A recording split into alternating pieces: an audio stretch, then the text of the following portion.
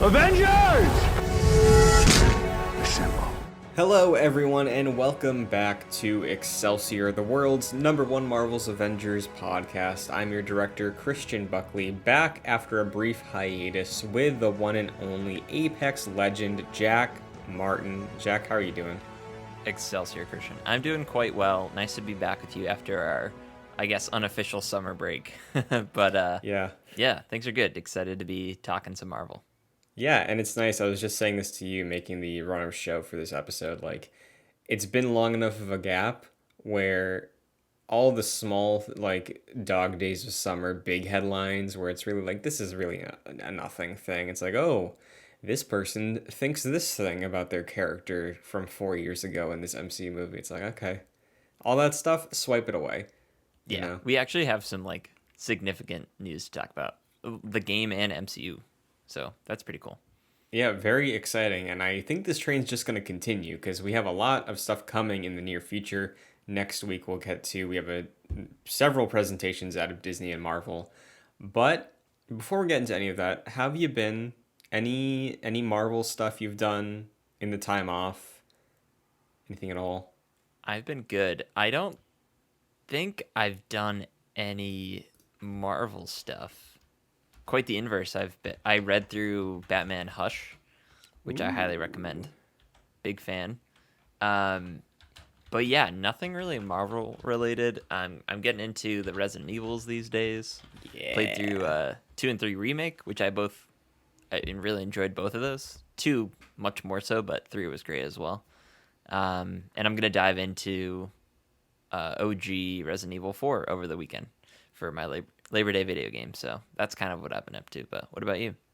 Yeah, I've been extended to other nerdy areas besides Marvel lately. I went to New York, so that was basically away from everything outside of work stuff. And then since I've been back, it's been a lot of still chipping away at like Red Dead 2. Had a lot of family visits lately because, end of summer, people want to like do some things. And then this week, outside of She-Hulk, which we're going to talk about at the end of the show, Rings of Power, in a big Lord of the Rings mood now. I have reinstalled Shadow of Mordor for the 4th, I think, time this year to try. But yeah, that's been it really. No Marvel stuff lately, but excited to get back into it. I need to check out Rings of Power. I've been watching that Hot Day, Christian. House of the Dragon, which let me tell you, I'm all in. I was so lukewarm on it before because the way Game of Thrones ended, but man, liking it so far. But I love the Lord of the Rings trilogy, so I gotta check it out. You liking it so far? Yeah, they dropped 2 episodes last night on Amazon Prime, and I love the trilogy. I think I stand by. I still have to watch Return of the King. I did a rewatch this summer, but I would stand by saying I think it's the best trilogy and like most rock solid trilogy in movies, in my opinion. Yeah. Love it dearly. I like the Hobbit movies. I know they're not great, but never read any of the books. I know general stuff about like the larger Tolkien mythology of Middle-earth. So I know that there are some like crazy diehard people that have stupid complaints about the show's inaccuracies, but I'm eating it up, dude. Oh my God. Like, you can tell from the first frame that this is a $1 billion series. Like, it is indulgent. It looks amazing. Good. Yeah. That's very good. I always think like, oh man, there's too many TV shows going on right now, but if you watch them weekly, it's just like one day out of the week for that particular show. So I like it. I kind of like having a busy TV schedule, especially when things come out weekly. Yeah. 'Cause it feels like the wait isn't as long. Yeah. The last time I was like super in, obviously some of the Disney stuff, has been weekly, but I feel like the last time I've had like an excitement for like, oh, it's nighttime. Let's sit down. Let's watch something with the world. Last time I did that was, I think, one of the earlier seasons, and I say early, but I mean like season 4 because there's so many, of Walking Dead, and then the end of Breaking Bad, and that was sort of when I stopped doing syndicated TV live. But Dude, Rings of Power, I'm gonna be there every 9 p.m. every week. Oh baby. All right, sweet. Yeah, I'll check it out. It's pizza night for me, so that's probably what I'll pair it with. Very, very nice. And we can only hope that Marvel follows suit down the line.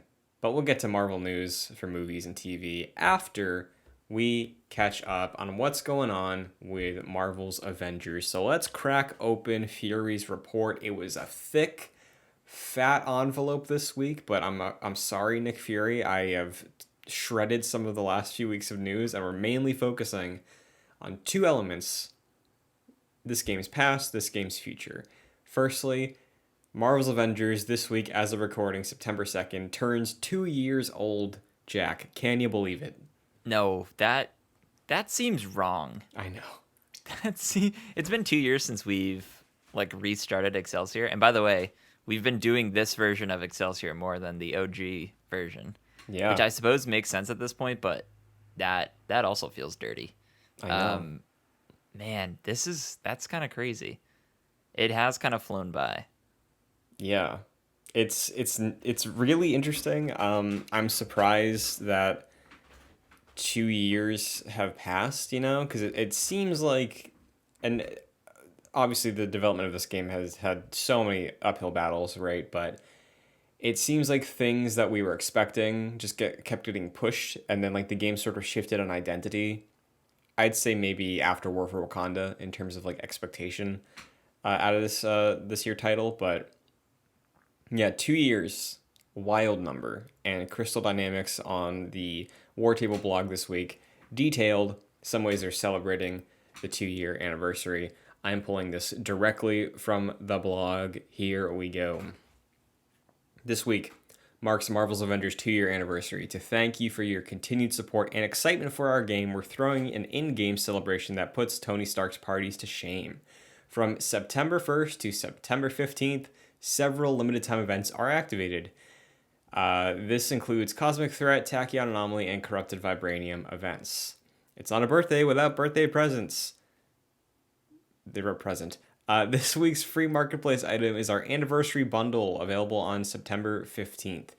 Headlining the bundle is a 7-day fragment extractor, 7-day hero catalyst, and a special 2 year anniversary nameplate, which does look cool. I don't know if you saw the nameplate, but I'm going to claim that. I think I did. Yeah, that's nice. It reminds me of like the Superior Iron Man, like the silver and Yes. black. It's very cool. The bundle also includes a variety of your favorite nameplates, like our series inspired by Marvel Studios' Thor: Love and Thunder and Ms. Marvel on Disney Plus. Have you been holding out to get that one outfit? I find it funny that they put that in italics because like there's clearly many, many, many outfits that they want people to buy. Now's your chance because in celebration of our 2 year anniversary, we're throwing our biggest marketplace sale ever. Half off hero card activations, half off hero card skips, half off nearly all MCU outfits, half off all non MCU outfits, half off all takedowns, half off all emotes, half off all nameplates, and the sale goes until September 15th. Jack, as far as celebrations go, I would rank first place your birthday party I went to a couple years ago, and then second place maybe this one. Okay, that's good. Appreciate that. Yeah. Yeah, this is cool. Like, this makes sense to have all the discounts around the anniversary. I think last year's anniversary was War for Wakanda, or it came out around that 1 year anniversary mark, so hard to really top that with no like significant new content or coming out the same release window. But this is nice. And I'm probably gonna hop in maybe later after this recording just to see any of the MCU outfits that I'm like, I have kind of been thinking about that. Like, might as well grab that. So yeah, this is nice. It's a nice little thing to celebrate the 2 year anniversary. Kind of wild to think that this game's 2 years old, but here we are. Yeah, I do think that the across the board thing, even though it's not every single MCU outfit, like that is still really nice to see. And I mean, like you're saying, I could be convinced, I could be swayed. I regret this a lot. If they had a refund system like how Fortnite does, I would probably return one of these two. But I have Captain America from Endgame and Cap from Avengers 1. Honestly, I'd probably return the Endgame suit because I think the Avengers 1 suit is more novel to have in there, even though the Endgame suit is iconic. But yeah, there's tons of stuff that I'd be curious to pick up, like the suitcase suit from Iron Man 2. That'd be Hmm. very nice to have. I need like anything new for Spider-Man in that game. Like the stock offerings that came with the Spidey drop weren't my favorite, so I think I've been rocking like the sweater vest Daily Bugle reporter outfit for Spidey in that game since he launched, but True. yeah, Can you explain the return policy in Fortnite? I didn't sure. hear about that.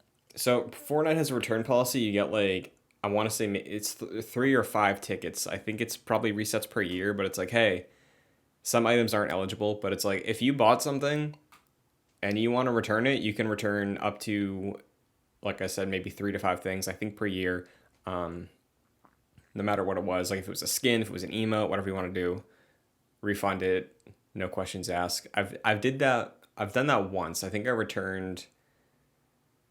What did I buy? I don't think I bought the NFL skin set, but I bought something that I didn't want anymore, and I sent it back and used it to buy Battle Pass instead. So Oh, that's cool. It's very hmm interesting. yeah, I would love to see that extend to all games like this. Yeah, that's very interesting. I've never really heard of that. So good on Fortnite. They got billions anyway, so they Yeah, don't they care. can afford the returns. That's the thing. They're right. So a few other things have happened in the world of Marvel's Avengers that are a bit more interesting. We got some updates. There was an August development update blog post that we're going to recap. Two big takeaways. Firstly, update 2.6 is coming September, the month we are now in. The two highlights, or the main highlight, I think, is new Warzone, which they're framing as a villain focused adventure for all players to play. It's called No Rest for the Wicked, and I believe this is the similar to like the Monica dungeon that we got, I think, in the middle of that first roadmap year. I think that, but for Modoc. It's sort of unclear about like what villain this is or everything else, but in that paragraph where they describe this war zone, they do talk about like, oh, Monica got Modoc out of this SF Bay. You got to stop her from doing something with him. Yes, So that's correct. It seems like Modoc is going to be the one for this update. And is this the first like straight up content update in terms of like new play aside from characters, like new playable zones since like Spider-Man or like even before? I believe, well, I think technically the raid was after Spider Man or maybe before, I forget. But yes, this is the first substantial thing I think within the calendar year that we're getting that will most likely have a new area, but for sure be a new boss encounter. Wow. So That's kind of wild to think about, but it will certainly get me to go back into the game. Like that's very exciting. yeah, and I listen. I know we already gave so many flowers to that campaign, but I really do enjoy the Modoc fight, and it ran horribly on my PS4 Pro, but PS5, this game runs. I'd say like butter now. Like it Yeah. runs real smooth. Um, I'm excited to see what the multiplayer version of that Modoc fight is because I liked it in the campaign when it was like compromised. So seeing a co-op focused version of it, not on the level of something like an Omega level threat, but just like the framing of what they could do with a Modoc fight, similar to what that Monica fight was like, has me very excited, and I'm absolutely gonna play this. Yeah. I'm all for it. And something else included in 2.6 that I'm pretty interested in. Like it's not we're not really sure um, how this is going to play out, but they're giving some like ongoing updates to heroes. It sounds like balancing and things like that. Mm-hmm. It kind of seems like they're uh, what's the opposite of nerf? Is it buff? Buffing, yes. It seems like they're buffing all the characters, which is only a good thing, in my opinion. Like it sounds maybe this wasn't in the August update, but somewhere else. But it sounds like they had feedback that some of the characters didn't really feel like superheroes as they were sort of intended. So it seems like Crystal's going in and doing some like balancing updates to just make them feel more powerful, which to me screams they're going to be dealing a lot more damage, hopefully. So Yeah, that's something to look forward to as well.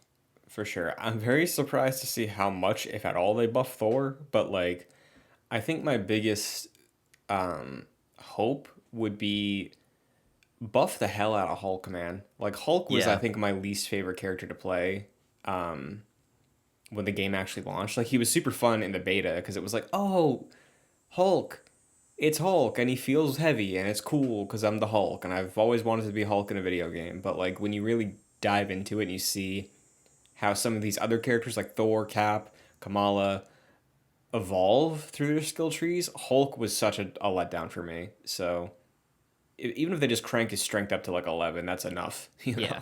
Just make him super OP, Yeah. which like would make sense with his character. Yeah, and when you look at a game like Diablo, right, or even Destiny's PvE, there's really no problem with like making things super broken, overpowered because No. it's not like You're not competing with anyone.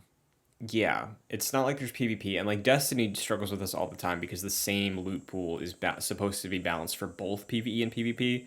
Um, there's a lot of tension between the communities of like who gets priority, but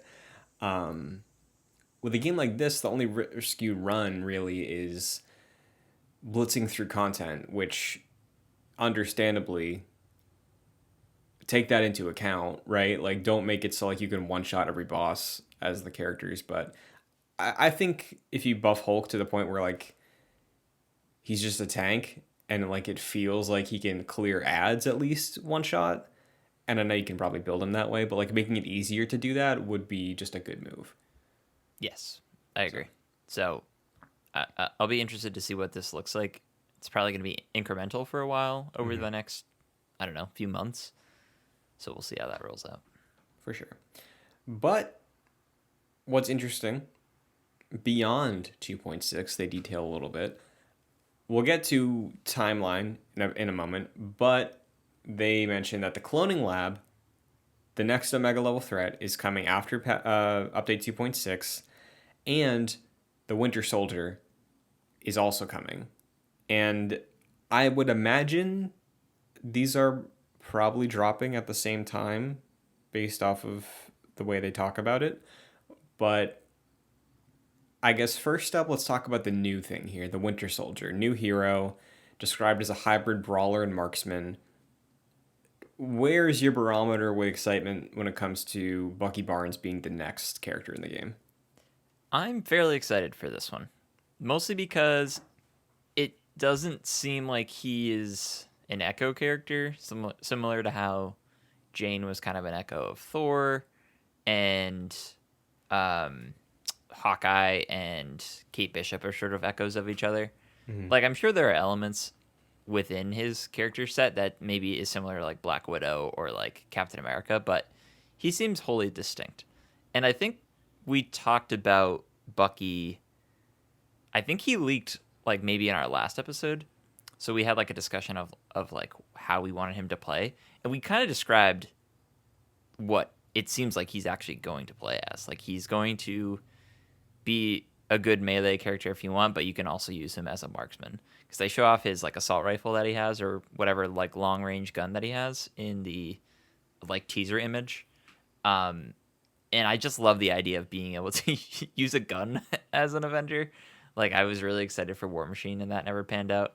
Um, so it's really cool to be able to like seemingly sit in the back of like an encounter and just like shoot people from afar. So that has me pretty excited, and I'd say I'm more excited for Bucky than I was for Jane, and like I'm more interested in jumping into the game, even if there isn't. Well, there will be new content, but like even if there wasn't new content, I would be more interested to jump in and play as Bucky than I was for Jane, for example. But what about you? Yeah, Bucky is the most excited for a character I've been, I think, since Black Panther. And even Black Panther was like, we were saying, like, oh, he'll probably play a bit like Captain America, but a bit more agile. And he kind of ended up being that way. Um, Spider Man expectations were super low because there was no way they could top Insomniac, but they did a good job. I think they did a solid job making a Spider-Man that feels good and like Spider-Man. Um, but with Bucky Barnes, it's exactly what you're saying, where Black Widow has guns. Every single character has ranged attacks. I really love Clinton Kate. I really love the Archer, but being able to do like a rapid fire, full on assault rifle Bucky Barnes is unlike anything in the game currently. And I know you could be saying, what are you guys talking about? Black Widow has her Uzis, and those are automatic weapons. Yes, but they kind of suck. Yeah, like, they stink.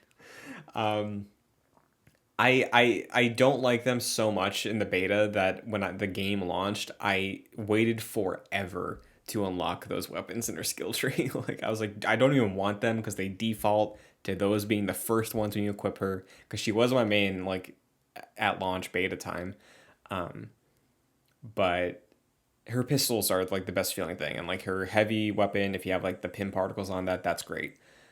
But the idea of Bucky Barnes being out here with, you would imagine brawler tendencies, close range stuff for a last resort, but a focus on being able to spec out a character focused on range and like fast, rapid range, that's really unique, I think. And just thinking of all the other things that could come along with it, like I imagine if you tab on the D pad, you'll be able to get like a maybe like a shotgun attachment for his rifle or like a grenade launcher attachment, just so you That's can what I'm have thinking. like I think that's gonna be grenade launcher is the heavy. so yeah, exactly. That's gonna be so much fun to tab between. And like imagine being able to just like shoot a grenade launcher that deals cosmic damage and then it can just heal you. Like that's great. That's super cool. Yeah, no, it's definitely. I think he's an exciting character. That like Jane was cool, but I don't think either you or I were really excited to delve into her because we've already played Thor for 2 years at this point, Yeah. and she was mostly similar. Obviously, there are some key differences, but for the most part, she plays like Thor. So I straight up have not even like played a harm room with her. I don't think. But I'm actually pretty excited to jump in as Bucky. And again, I'll always say it. All this content is free. That is 2 years removed from this. I'm still very impressed by that. Mm-hmm. So the fact that we can just jump in and have a brand new character to play around with is really sweet. Yeah, that's I'm glad you brought that up because I feel like that gets lost still, you know. Um Because it's I like we almost expect these things, yeah. but you got to realize like 2 years later we're still even though the drip feed has slowed, like there's still free drops, which are it's very welcome, and I'm honestly kind of surprised they're still doing it. Yeah, that's a very good point. Yeah, because you do kind of forget, right? Because everything they promised initially was up to War for Wakanda and Spider Man, and everything since then has been like, oh, they're still building off of stuff even through all the criticism and all the like victories, highs and lows that they've had on this game, and they're still committed to that original promise, which I do think is really strong. And I know there was that whole like controversy of like, oh, it's pay to win now. It's like I get it's probably a bad idea to introduce microtransactions a year into your game, but I was never. I thought those people were overreacting, man. I don't. You can't make a single player game pay to win. You can make like XP grind easier, which gets a little shady, but I don't think it's nearly as bad as the way people framed it. So for the most part, when it comes to monetizing content in this game, yeah, I think it's still worth applauding because all the characters, even Jane, from what I played of her, play great and are very fun and feel like the character that you're supposed to be playing. So Yep. And we had a whole ass expansion that was completely free. yeah, and we're Like think probably about getting another Destiny, one. like yeah, right? And think about games like Destiny that have expansions that aren't they like $40? I know there's probably way more content packed into those, but Mm-hmm. like that's just mind-blowing to me. Mm-hmm. And it is very impressive. And again, like yes, the content has slowed down a lot, which has been disappointing, but it's still free at the end of the day, which is cool. Is it cool that one of these pieces of free content is the cloning lab that was playable by one Fran Maribel the third around this time 2 years Christian, ago. what better way to celebrate the 2-year anniversary than re-releasing the Cloning Lab, Yeah, or finally releasing, I suppose. But for Fran, it's re-releasing. yeah. So That this thing has is to be totally different, though. imagine it's not. Like imagine he loads it up. He's like, "Wow, this is the same thing." Great Fran impression. I Thank would you. like he. I think he has gameplay of it He does. Yeah, I somewhere. remember watching a little bit of it on Twitter. All right, we're gonna have to scrub through that and see if there are any differences. I wonder if he still plays it. This game probably not, I but I doubt would love. it. Yeah, I would love for him to give like some like he's in a very unique position to be able to describe what that was like. So I want to see if he notices the differences. Yeah. So the cloning lab, in addition to Winter Soldier, is detailed in this August development update as post 2.6. This is why I think they're dropping together, because if we look at the last time there was an Omega level threat, that was the raid, and that dropped alongside roughly Spider Man. So the cloning lab, Jack, Winter Soldier, I'd say probably the two most substantial pieces of content since War for Wakanda, because not everybody got Spider Man. Do you see these releasing this year, maybe around the November time period where we got that last big drop? Or do you think this bleeds into next year? I would hope so that it was coming out this year. Like if they seemingly the only like substantial content aside from characters would be the new Warzone with Modoc and then Cloning Lab and Winter Soldier. Obviously, we had Jane in the mix as well. Um, but it would be nice for them to close out 2022 with that. And seemingly on the back end, and we'll talk more about it in a little bit, but seemingly they're still working on things, and who knows? Like maybe they're gonna make 2023 the comeback year for this game. I have my doubts about that, but it seems like they're planning on doing that potentially. Like if we got no real huge things coming out this year, we close the end of the year with these few things, and then 2023 starts up with some maybe higher drip fed content. That'd be cool. But yeah, to answer your question, would like this November December would be cool. I think so as well, right? Because if you look at least pacing, I think similar to last year, the second half of the year is where the game was stacked, right? Because I think beginning of 2021, what we had Clint, which was solid, but he was the second archer, and I think that was the last operation we had. Um, but that still felt like it was a carryover, sort of from the launch vision of the game. And then we had a couple months of silence, and then the events started, and we got more of the modern thing, where it was an approach of similar to this No Rest for the Wicked thing. We got the Monica villain sector, War for Wakanda dropped, and Spider Man and the Raid, all within like I think a 6 or 7 month window. This year, the first substantial piece of content was Jane in what that was late June or early July, I think. Yeah, it was around that time. This would be looking at last year, Marvel's Avengers season, right? So I know there was also a lot of speculation that we would get She Hulk this year as a character, and I don't know what's going on with that, but that could maybe be on the table as well. I don't know. That seems really poorly timed. Yeah. Like they had the golden opportunity to release that around like who knows, like I'm not sure about the development of like her character, but like the voice lines seem to be completely done according to the actress. So that side of things are done. Maybe she connects to the story somehow that is yet to unfold, but man, it seems like that's a big missed opportunity for not releasing her like now. Yeah. And I mean, from the jump, that would have been a really quick turnaround. I know Jane was more of an Echo character, and the rumor is that She Hulk is like fully her own character, despite being associated with the Hulk so heavily in like aesthetics. But yeah, I bet they wanted to get it out around now, but Sure. Jane was probably an easier thing to get done for the sake of synergy than a wholly original character, you know? True. So, um, but yeah, you brought it up about the future of this game, right? We talked about this purchase discussion when it was announced a while ago. Officially, now the Embracer Group has acquired Crystal Dynamics and Eidos Montreal. So people are having discussions. What does this mean for all those franchises?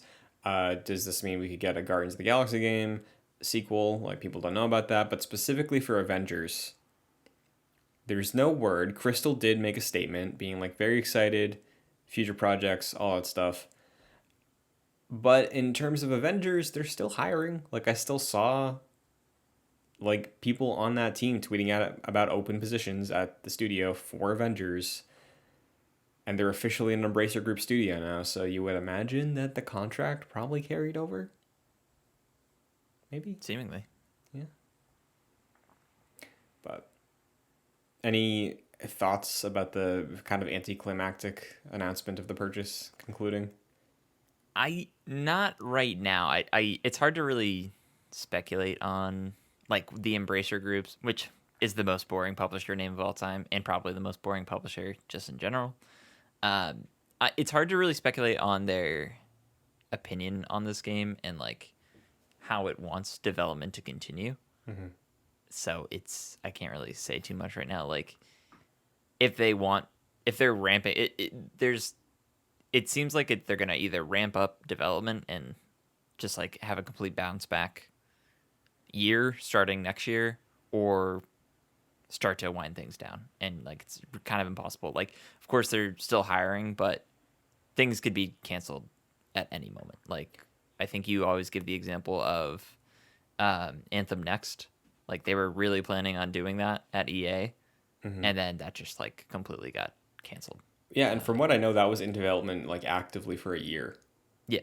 and then they So decided to axe it. right, yeah, exactly. So it's kind of hard for us to really speculate. For sure. Um, and worth pointing out that this is something that closed within the last like 10 days, so it is still fresh. There have been statements, but again, game specific things are still questionable. We don't really know. Um, could go either way. We've had the discussion before. I'll just briefly reiterate. I think Embracer Group sees the fact that they have an opportunity, because like you said, they have no like huge games, I would say. Like, they have a lot of things, but they don't have anything on the same level of like, oh, we have access to the Avengers IP. Yeah, like they're kind of the new AA publisher in town, right? Yeah. Uh-huh.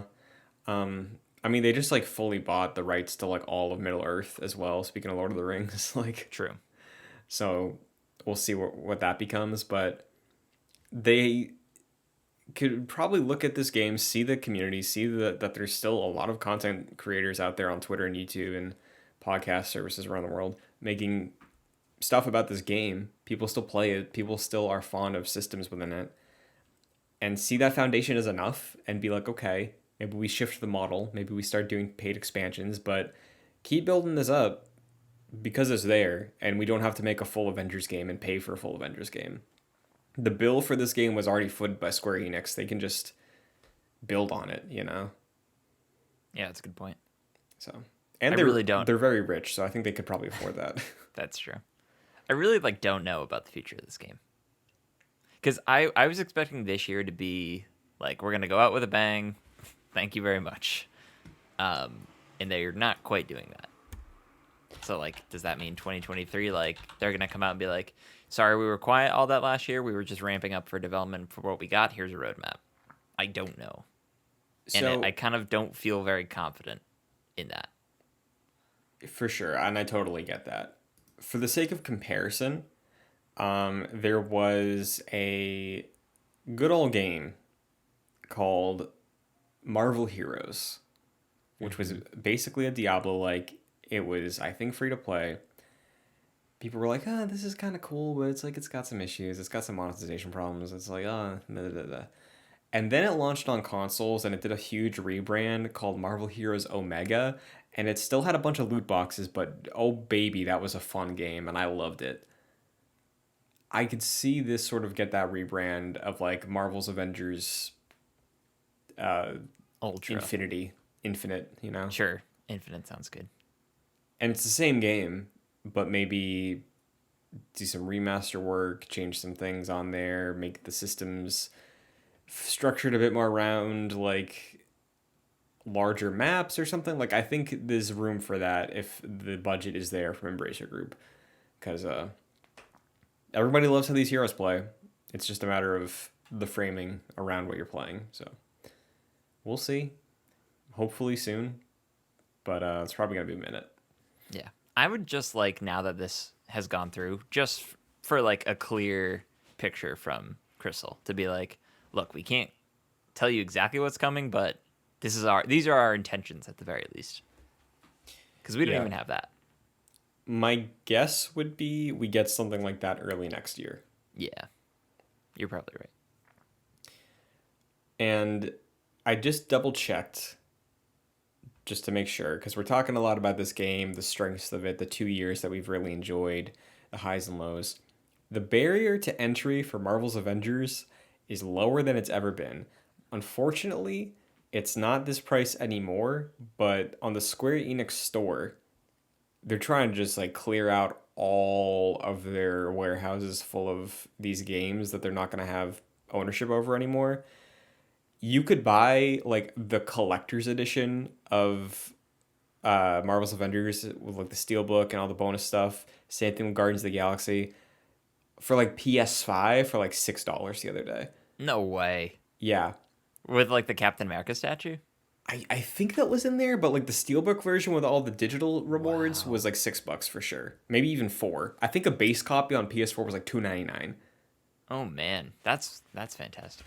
Yeah, and even like Guardians of the Galaxy as well. All of those, I should have bought it for PS5 so I could like play it and finish it and platinum it. True. But like, unfortunately, it's not there anymore. But keep your eyes peeled because they still have stock on the website, so they might Yeah. slash those prices again. Or it's available on both Game Pass and PS Plus Extra now, isn't it? Yep. So they're practically begging for you to play this game. It's pretty much free for the most part. Yeah.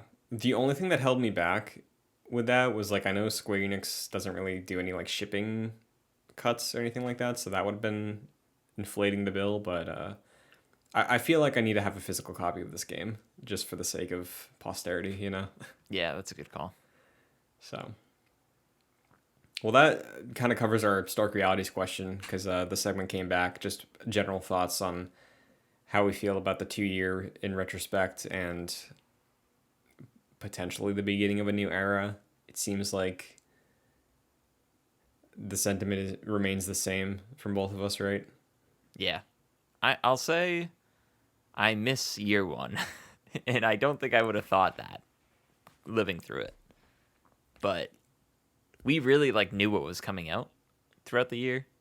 And like we got a roadmap at various points throughout the year.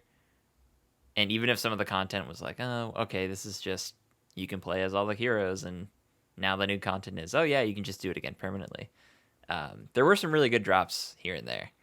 Like War for Wakanda was fantastic, and Spider-Man was fun to play, and things like that.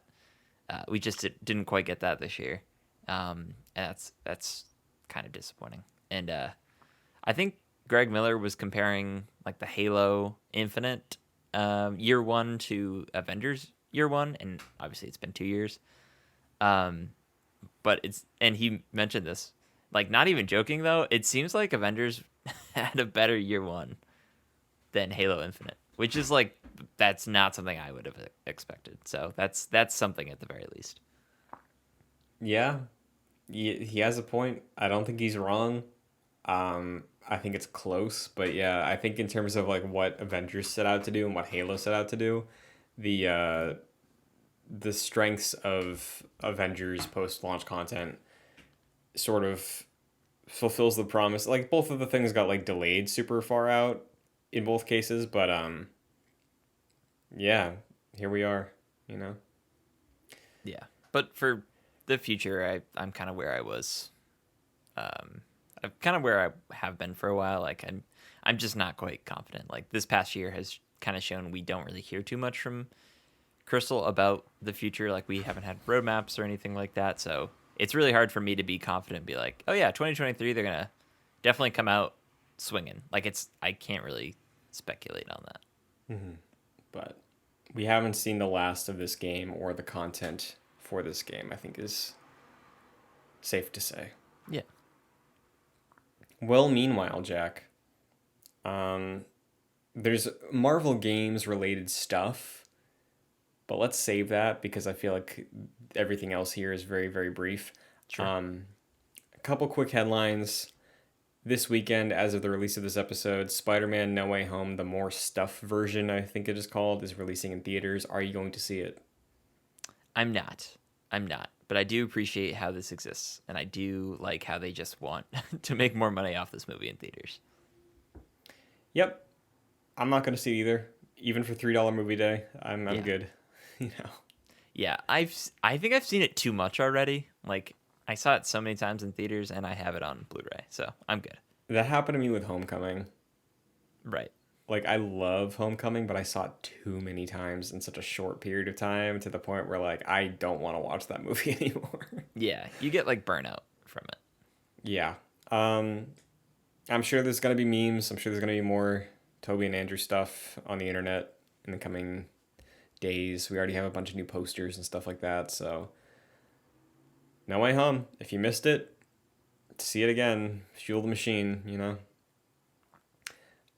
Speaking of Marvel movie releases, though, Thor: Love and Thunder is hitting Disney Plus next week, September 8th.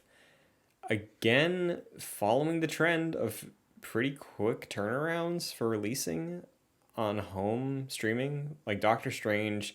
Doctor Strange is the record still, right? That was like almost a month, I think. I don't quite remember. I think Doctor Strange released like May 18th and then was on Disney Plus like May 20 or June 22nd. Wow. That one was really fast, I remember. Interesting. This one feels fast, but it's not. It really isn't. It's about 2 months. That's cool. I didn't like this movie really, but I'm more inclined to see it than something like Eternals, for example, which I also didn't like, because it's just so light and fluffy. And like that's something I could be like, you know what? I'll give this a second chance. At least at least it's not like a grind for me, at least to get through. So I'll probably watch this at some point in the fall. I think so too. I'll give it another go. I'm not super hungry to rewatch it though right now. Yeah. Um, Fortnite season 4 is or chapter whatever season whatever the next one that starts at the end of September. Um, has another Marvel themed battle pass, not fully themed, but guest character at least one for sure. And this time it is another Spider character, Spider Gwen. Very cool. I feel totally overwhelmed by Fortnite. Even if there's a cool character that's in the battle pass, I will just not pick it up because I'm too far behind at this point. Even though I know like there's a fresh start at every point, every time I boot up that game, I'm like, what is going on? And I quickly exit. Mm-hmm. Next time you get the itch, just text me because I'll help you walk through it. It's very fun. I played some with my brother recently. He got into it because of the no build mode, and oh boy, that game is just so much fun. Oh yeah, no build is. I like that idea. My great regret with Fortnite is not getting the Mando skin. My great regret is getting it and then not finishing the quest. So he's got like a like one Oh pauldron and like a leg with the best yeah, car. you got through like 2 episodes of that show, Yeah, pretty much. yeah. But um, speaking of Marvel games, next week, also on September 8th, there's going to be a Marvel/Disney Games presentation hosting by Blessing Adeoye Jr. of Kind of Funny. Expectations, I don't even know what to expect out of this thing, Jack. I I don't know either. This seems like the first of its kind. Mm-hmm. So there's no template. So that'll be interesting. They did say though that like in terms of new things, we're gonna get a look at the Skydance new media game from Amy Hennig, Yeah, which is the most exciting thing for me. And that's the rumored ensemble Marvel game, correct? Yeah, yeah. Upcoming Marvel ensemble game is how they pitch it. Marvel's Avengers. Could you forget about that last one? I mean, I'm sure this one would sell. Do you think that it would sell worse because of the fact of like, oh, there's connotations with Marvel's Avengers as a title because of Marvel's Avengers? Genuinely, I think if this game looked fantastic, I think people would just forget about this, the game we have a podcast about. I genuinely think people would have been like, oh yeah, I kind of forget about that game. This game just looks stunning. I think Yeah. they would forget. But I don't think that's what this is going to be. Um, what do you think it's going to be though? Um, I mean, I'm trying to think of ensembles that aren't the Fantastic Four because that just seems kind of like the obvious ensemble. Um, Midnight Suns, I don't think it's gonna be because there's a Midnight Suns game. Maybe Thunderbolts because there's a Thunderbolts movie coming out. I truly don't know. I'm not quite sure. I think it'd probably just end up being the Fantastic Four. X-Men, maybe? That would be fantastic. X-Men would be cool. I just wonder if you cross streams with Wolverine there, Yeah. you know. I mean, That's true. Yeah, you're right. That's a good point.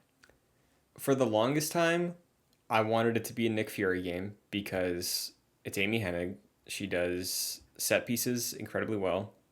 She does like pulpy character stuff very well, and I think a Nick Fury single player linear action game that maybe is like 12 hours with some spy set pieces sounds like a 10 out of 10. Um, I'll say it's still going to be that, but the ensemble is the Agents of S.H.I.E.L.D. Oh no. But you're still playing as Nick Fury, which is would that be cool, right? Yeah. I so like on paper, that sounds awful. However, Amy Hennig and they show off a cool trailer, I would certainly be on board. Yeah, But you like know, you say Marvel and you just have a bunch of secret agents. I don't know, man. well, what if it's like Nick Fury having to take down like Crimson Dynamo, like the Iron Man clone from Russia or something. You just made it worse. I There's have a no world where clue. Nick Fury has to take out a super like I don't watch the show, but I know people want a show out of the boys. Like imagine Nick Fury taking down like a supervillain or something with Black Sure. Widow and a couple other agents in his crew. Sure. Okay, I can get behind that. If it's like Splinter Cell, I'm on board. Sure. That's my hope, but I do think it's probably Fantastic Four because I think Kevin Smith leaked that a while ago. Oh, did he? Yeah, I remember like when Because the game got. does he own Skydance or he's involved somehow? He probably is. But I remember he was doing a stream and like it was the day that the announcement was made that she was making a single player Marvel game. And he was like, I know what it is. And then people were guessing in like the chat. And like, because there's a delay with like the stream review of chat and like actual chat, I think one of the first guesses was Fantastic Four. And like his timing of that when he looked in chat and was like, I see it in chat now. It's like, oh, it's Yeah. that. It's that thing that you just saw, you know? Yeah, and it seems like the most obvious answer, if it's not Avengers as the ensemble, it's probably Fantastic Four. Yeah. Plus, like, the synergy of Marvel these days, I think it would make sense to probably get like video games are huge now, huger than they've ever been. Some would argue huger than films, for pop culture. Like if you have a really strong Fantastic Four game leading into a Fantastic Four movie in 2 years, like people are gonna be like excited for that and kind of probably forget Fan Four Stick. You know? Yeah, and that franchise has been all but dead for years at this point. Like nothing has been quite successful to really garner like mainstream fans. Like if you wear a Fantastic Four t-shirt, people are probably going to look at you in a weird way, you know? Mm-hmm. Um So I think this is it, that's definitely a franchise that's ripe for a good, solid reboot to like get it back into mainstream success. I agree. So, whatever it is, I'm not going to say that. I'm going to be What were we gonna excited if say? it's a lot of things, you Okay. know? Okay. I don't want to commit to being excited for whatever it is, but I will play whatever it is because Amy Hennig. But I just want her to be able to release a goddamn game. yeah, Like, was her last game Uncharted 3? yes. She did That's work so sad. on Battlefield Hardline and on Forspoken, but she was not like the leading talent behind that the way she was with the Uncharted games. Yeah, like she got booted from Uncharted 4. Her Star Wars Visceral game got canceled, and that was really sad. So, I'm very hopeful for this game to actually release because she's kind of one of the best and brightest in the industry, to be honest. I wholeheartedly agree. Speaking of best embraced in the industry, Insomniac out here killing it for years. There are rumors of a PlayStation showcase in September. However, I feel like Marvel and Disney kicking off, like you said, the first of its kind Marvel Disney Games presentation probably wants to be able to show their Titans, which would typically be at Sony, right? Like, so Spider Man 2, yeah, I feel like that's the thing that will get you the most eyes on this presentation. Do you see a world where Marvel Games, the licensing entity of that game, is able to get a trailer or something instead of or before Sony at a PlayStation event? Yeah, I do, but I don't think this will end up here, just Okay. based on the press release. It seems like this will be like kind of a smaller showcase. Like they highlighted Midnight Suns, Skywalker Saga, probably DLC for that. Whatever Disney Dreamlight Valley is, and the Skydance New Media project. I think that's probably the biggest thing. Sure. Um, and I can see Spider-Man 2 popping up at the State of Play, but I'm not even like fully confident in that. Like they're pitching that as a 2023 game, and that is very possible to be delayed even beyond that. So I'm not sure we see that this year, honestly. I am almost the polar opposite. I don't think it's going to be at this event. I could maybe see a tease, like if we get an announcement of a showcase next week from PlayStation, they'll say like, "Hey, tune in to the PlayStation showcase that was recently announced to get a first look at, or like another look at Spider-Man 2 from Insomniac, our partners there." Um, I think that Spider-Man 2 game is going to get like, remember the Kingpin construction demo? Yes. I think it's going to get the equivalent of that because I fully believe it's going to be next year. I think that's the one thing I'm confident in PlayStation releasing next year, just I because it's hope so. Insomniac. So Yeah.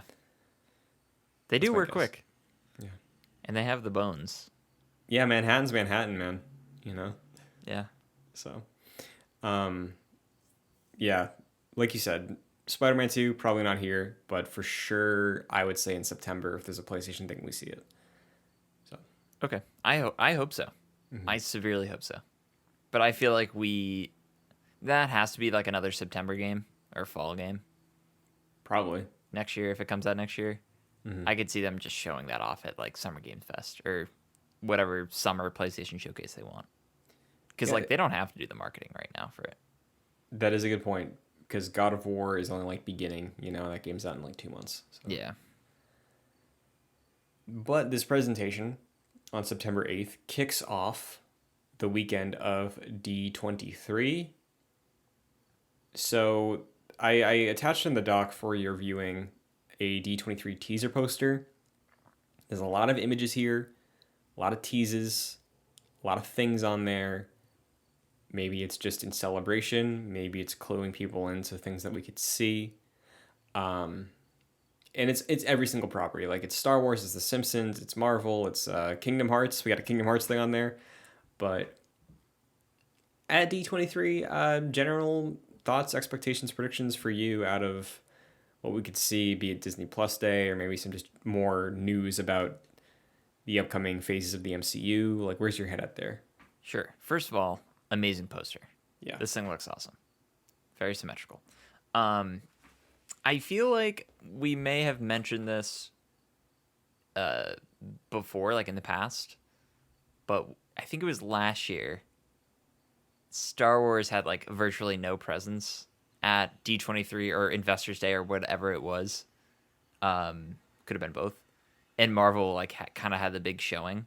I feel like it's probably going to be the inverse this year, where like we still haven't had the official Mando season 3 trailer, and there's a kind of a bunch of stuff coming up for Star Wars in the near future that I think we'll get a look into. But with Marvel, we just got like the whole slate in at Comic Con, so like there's probably a few more slots that they could announce, and they probably will.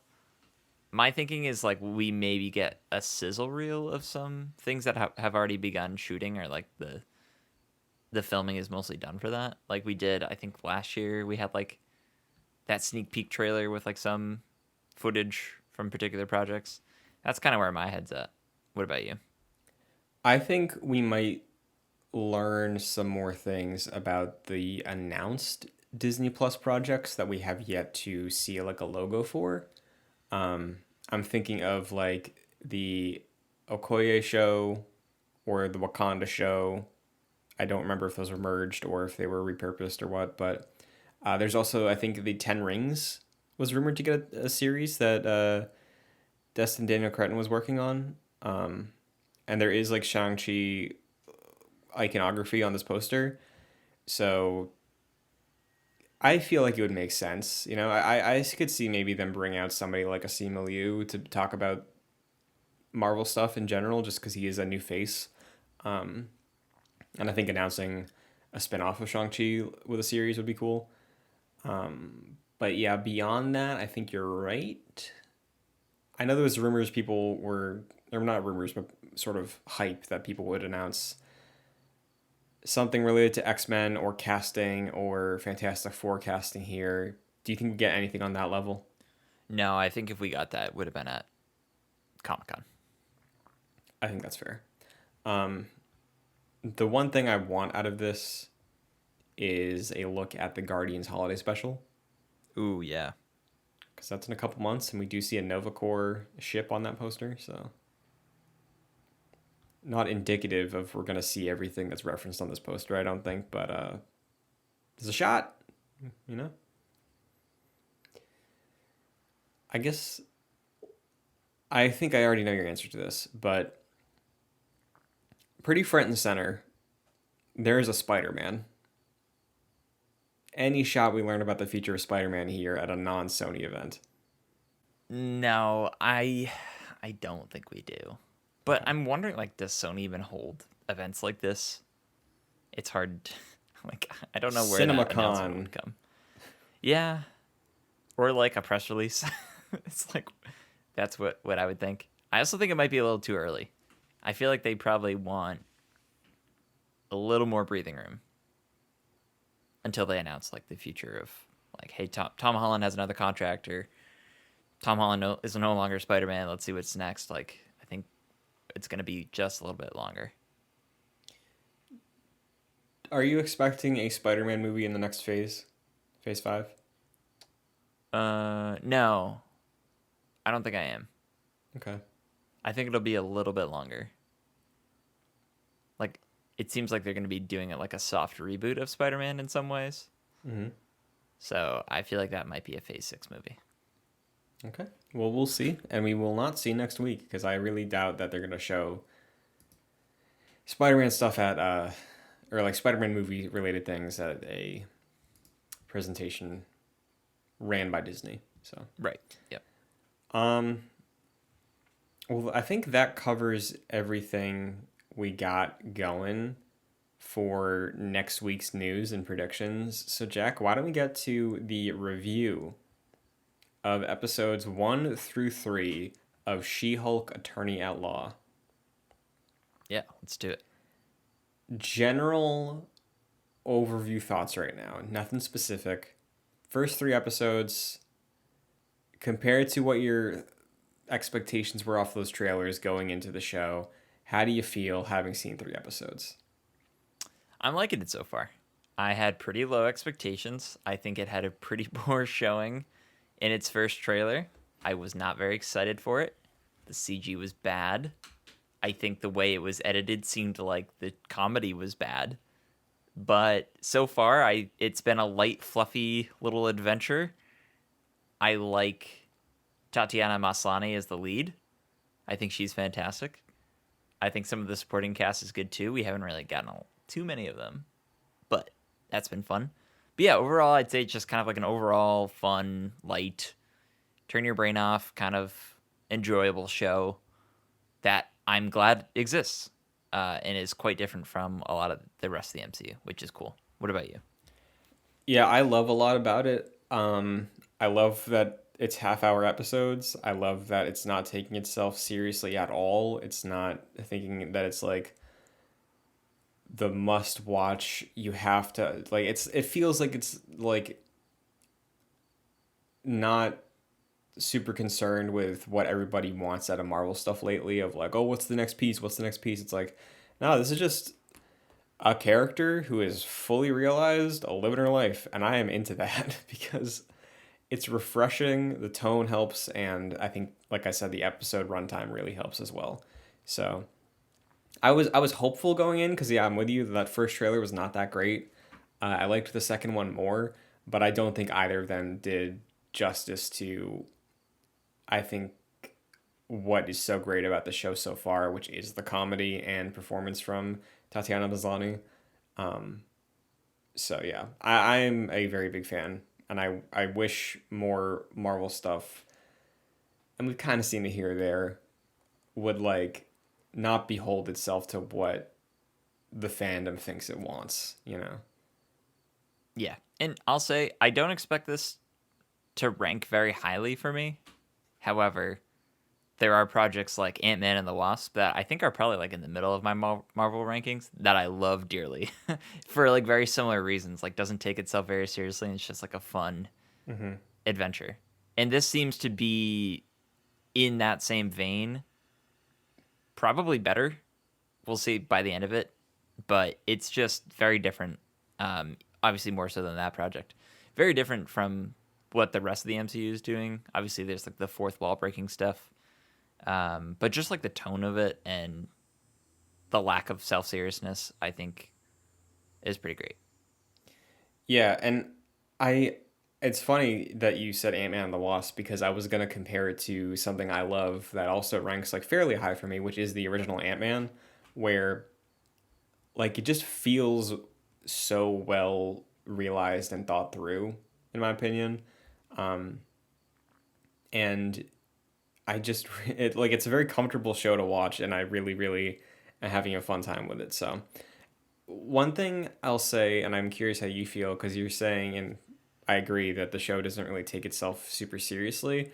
I don't think that that means what some people believe it does, where, oh, it's cringe, oh, it's like that, oh, he's right behind me, isn't he, Marvel meme, like maybe I'm alone in that, but I do think that the identity the show has for its humor is something that we haven't fully seen Marvel embrace before, where it's very like matter of fact with a lot of its things that it's saying about this situation, this character, the relationship through the fourth wall breaking. I think that's clever because the character does it, and they're also just talking to the fandom in a lot of ways and critiquing the fandom. Yeah, So it's very self aware. yeah, in a way that's not annoying, because I think like Deadpool, specifically like Deadpool 2, is self-aware to a point where it's like, okay, like I Yeah. like that movie, but The one thing I don't like about the show, and this happens at some points in the MCU, but this is the one thing in movies and TV shows in general that I don't like is if they connect directly to our world. So seeing someone like Megan the Stallion pop up, I'm like, oh no, I don't like that.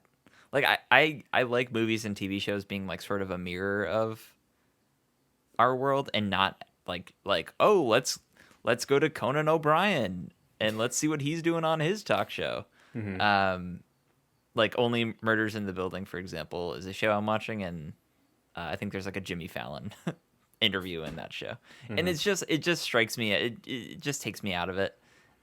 It's not that big of a deal, but it's something I always notice in things like this. Where I'm like, I didn't need that. So that was a little weird. I did not mind the twerking. Thought that was hilarious, but just Yeah, the inclusion of like a real world celebrity is just a little off putting for me. yeah. I mean, I fully understand being taken out of the experience that way because I'm like that with certain things. I think with the MCU though, it's like that ship sailed for me a long time ago. Like, wasn't like Bill O'Reilly in like Iron Man 2 or something, Yeah, like the first they one. that and there's been a few like newscasters as well that are from our world, which Yeah, like I Anderson don't Cooper's been like. one of these, right? I think so. That's just I don't like that. I think even one of the newscasters in this is like a real newscaster from like LA. But Yeah, it's a very specific nitpick, but it's something that just always bothers me. And it's not even just this show; it's things in general. sure. Um, Another thing I really like so far because we've had 3 episodes. I love that the first episode is so different, but like tonally feels the same because it got all the like Marvel origin stuff out of the way in half an hour, and I really liked that. How did you feel about the first episode? Yeah, I'm kind of with you. I like how they got it over and done with, but still in an enjoyable way. Like her teaming up with Bruce, um, which was cool. I don't know if I necessarily expected him to be around even that as long as he was in the show. Like he was there for a full episode, which is cool. But yeah, I liked it, and I liked how it got out of the way, so episodes 2 and 3 can just be like lawyer superhero shows now, which is great. Yeah, definitely. And it got like all the references to MCU stuff out of the way. It talked about Tony Stark. It had, little Easter eggs for, you know, stuff It, that the fans would point out. I think there was like the Wolverine yes, Easter egg as well. it cleared up like why the Hulk was the way he was in hmm Shang-Chi as well, like with the inhibitor. Yes. So everything that like the fandom writes theories and articles and all that stuff about was kind of consolidated to one episode. Like, yes, there's been references and connections in episodes 2 and 3, but like the lore heavy stuff, and this kind of bled into episode 2 with the Hulk ship thing. Um, it feels like it's kind of done with at this point to me. So, Yeah, like important references to the MCU. I feel there. It seems like there's going to be like dumb references to Marvel in general going forward. Like imagine all the superheroes she's going to represent in the next few episodes, which is fine. yeah. Um, but I do really like episode 1 as a sort of pilot, even though like this show was greenlit from the get. Yeah.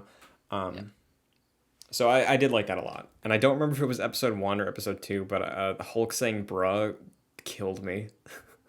That I think that must have been in the first episode. Yeah, that I had to like it didn't connect. Like my brain rejected it at first, and then I rewound and I was like, "Oh, he's said that," and then it just died. I thought it was so funny. Yeah, I think that was in reference to Inside Out. Oh yeah, I think that's what he's talking about. Yeah. Bing bong. Um. So for episodes 2 and 3, show shifts a little bit to just be more about like day in the life, lawyery stuff.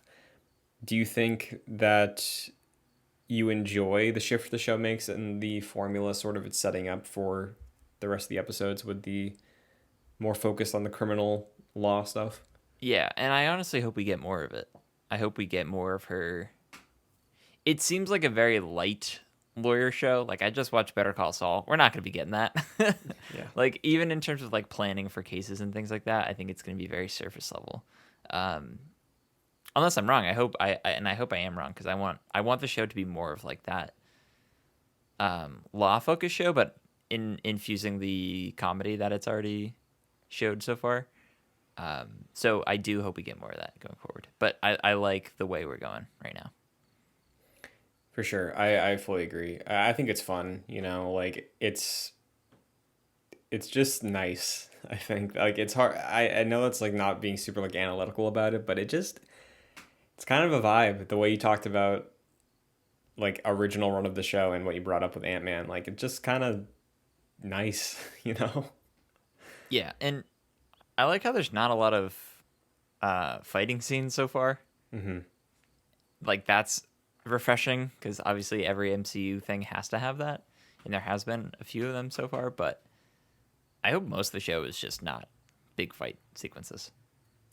Yeah, because I think that would obviously that would upset some people. I would be overjoyed if that's the direction they went. But I think if they do commit to that, then that sets a precedent for future Marvel stuff to not have to focus on like, oh, we need that third act fight, which I'm sure will probably happen in the show. But Yeah, which I'm not looking forward to yeah. at all.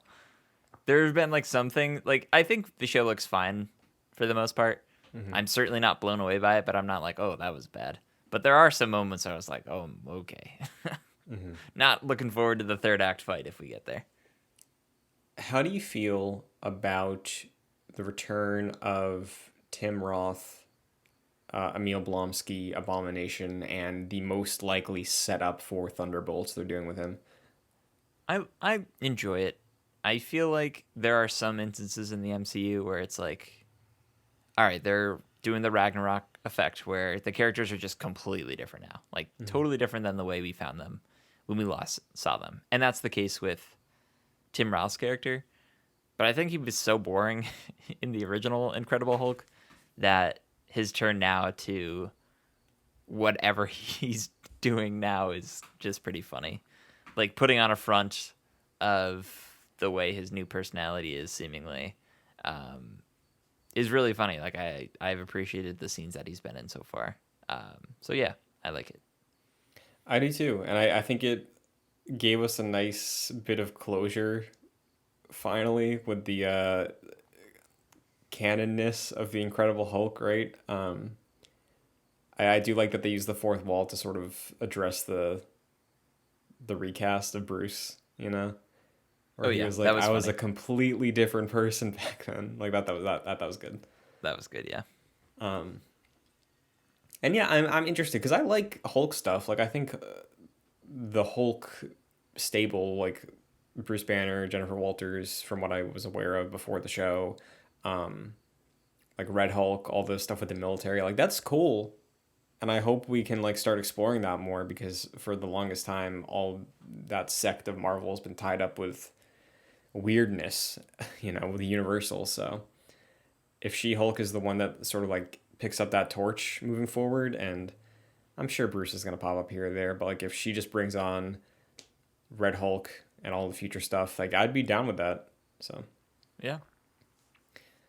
um, is there anything else that stood out to you with the first three episodes of the show so far that you want to bring up? No, nothing too much. Again, it's a very light show, which I really appreciate. I'm expecting that tone to continue and to be just a nice, like, easy Thursday thing to pick up for 30 minutes, which I'm liking how there can be room in the MCU slate for things like this to exist and like work well. Um, so yeah, I'm enjoying it so far. I do look forward to it every Thursday, even though it doesn't feel like I need to like wake up and see it instantly. I do enjoy having the thought of, oh yeah, there's a new episode of She-Hulk that I can check out. So yeah, I like it so far. What about you? Yeah, I've been in a similar spot where like I've typically had like thrown it on when I'm having lunch, you know. Mm-hmm. But yeah, I like it a lot. I'm really having a good time with it, and I'm excited to see what else it has in store and the future of She-Hulk in the MCU. Um, and yeah, show's just a good time, dude. I would say I don't get all the hate. Like I don't relate to the hate, but I understand the discussion of the hate. Like it's just a bunch of people being toxic. So I think it's fun. The MCU's always been kind of cheese, you know. So Yeah, it's a good time. How many episodes is this? Is it six? I think it's. I thought it was 9. That's great if it's nine. Let me double check. I believe it's Because I think I asked yeah, you this last episode, but it is 9. okay. That's After nice. originally being announced, it was consisting of 10. Ooh, interesting. I wonder why they got rid of that. Anyways, but yeah, that'll be cool. Yeah, I'm down. Another 7 weeks, no, 6 weeks of this? Hell Mm-hmm. yeah. Yeah, totally. But until then, Jack, we got a lot of stuff going on next week. Hopefully, some baller news at D23. But until then, where can the agents of Excelsior find you? You can follow me on social media at Fascinated Jack. I'll tease a little project that Christian, you, Omar, and I are a part of. If you like the Batman Arkham series, stay tuned for something new about that series. It's very exciting. But yeah, that's pretty much it. What about you, Christian? For sure. I will add on to that tease maybe a week from now, most likely. Stay tuned to the same places you get this show, just for some more details. You can find me, Twitter, TikTok at Chun2D2. You can find the show on Twitter at ExcelsiorJC. You can follow JoyClicks on Twitter at JoyClicks because we will have much more information about that little tease and all of our other stuff on there. If you want to check out the premiere of Excelsior, the video version on YouTube, you can do so every weekend, youtube.com/joyclicks. You can find the audio version of the show in the description of that video feed, in addition to just looking up on your favorite podcast service, Apple Podcasts, Spotify, Google Play. Just look up Excelsior, Avengers podcast, JoyClicks. You'll find us. Rating and reviewing is a very easy and quick way to help the show. If you enjoy it, just takes a brief second to tap 5 stars. Helps us out immensely. Same thing with leaving a little blurb if you want to leave something. And we appreciate it. If you want to support the shows further, though, you can do so by going to patreon.com/joyclicks at the $1 and $5 tiers. $5 will give you producer credit on every show we produce, like Aaron Easton and Jose Garcia. So thank you very much. And that is Excelsior. We're back. We'll be back again next week. Feels good. But until then, Excelsior.